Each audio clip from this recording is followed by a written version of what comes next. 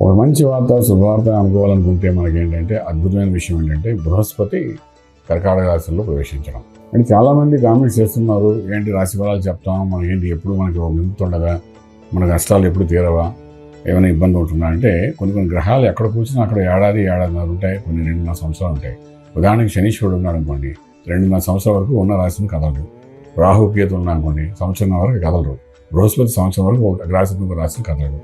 So ఆ రాశి లగ్నం కదలనప్పుడు అవి ఇచ్చే ఫలితాలు కూడా అలాగే ఉంటాయి. అంటే మేము చెప్పే రాశి ఫలాల్లో ఒక్కొక్కసారి ఏంటంటే చెప్పిందే చెప్పినట్టు అనిపిస్తుంది కొంతమంది. ఆ కష్టాలు మాకు పోవాలని అడుగుతుంటారు, చాలామంది అడుగుతున్నారు. అడిగితే కష్టాలు పోవాలంటే అక్కడ గ్రహం కదలాలి కదా, కొంచెం సెన్స్ ఉపయోగించాలి. మనం ఏంటంటే గ్రహం కదలదు. ఆ శనీశ్వరుడు ఉన్నా అంటే మీన రాశిని కదలడు, ఎక్కడ 2.5 సంవత్సరాలు కదలడు.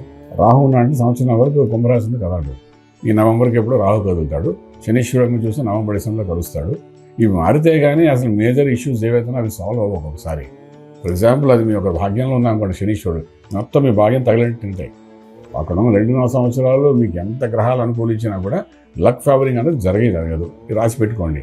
నాకు ఎందుకు జీవితాలు ఇంకా ఎదగట్లేదు, నాకు ఎందుకు ఇలా ఉంటుంది అంటే మీరు పర్సనల్గా మా దగ్గరికి వస్తే దానికి ఏమైనా రెమెడీస్ ఉంటే చెప్పగలుగుతాం మేము. అలాగే రాహు అష్టంలో ఉన్నాడు కర్కాటకంలో, అష్టం రాహు ఏడిపిస్తాడు. వాడు ఏడాదిన్నర ఉంటాడు అక్కడ. భరించాలి, మీరు అనుభవం పొందాలి. లేదని భరించలేకపోతే రెమెడీకి రావాలి. మీరు వస్తే మేము చెప్తాం, ఇలా అష్టం రాహు ఉన్నా అంటే రాహు కోసం మనం ఏం చేయాలి. మీ లగ్నంతో మీరు ఉన్నారు కాబట్టి కర్కాటక లగ్నం రాశి కాబట్టి మీకు ఏం చేసుకో, దక్షిణామూర్తి మహామంత్రం చదవడము, అభిషేకం చేయడం, శివుడికి అభిషేకం చేయడం, మీరు ఏవో చెప్తాం. మేము చెప్తే ఫాలో అవ్వాలి. మనం 15 రోజులకు ఒకసారి చెప్పే రాశి ఫలాలలోని మనకు మేజర్గా 3 గ్రహాలు మారవు. ఆ 3 గ్రహాలు ఇచ్చే ప్రొడిక్షన్స్ అలాగే ఉంటాయి. మిగిలిన గ్రహాలు మారుతున్నప్పుడు ఆ కాంబినేషన్లో జరిగే మార్పు గురించి మేము చెప్తూ ఉంటాం. అపార్ట్ ఫ్రమ్ దట్, అంటే it is most important thing for everyone to know what exactly in depth మేము ఏం చెప్తామంది ఐడెంటిఫై చేయగలగాలి.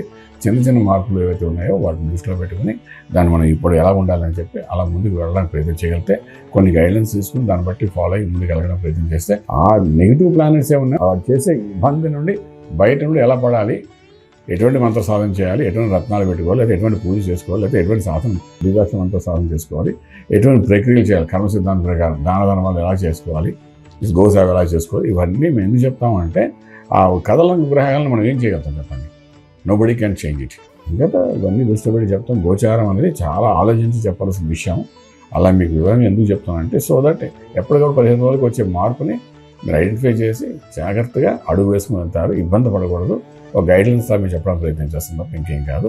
అనేది భావించకండి, కానీ గోచారం కరెక్ట్గా ఫాలో అవ్వండి. మీకు 100% మేము చెప్పిన దాంట్లో ఎక్కడో చోట మీకు చెప్పిన భావానికి ఖచ్చితంగా తగులుతూనే చెప్పడానికి అవకాశం ఉంది. శుభం వ్యాధం.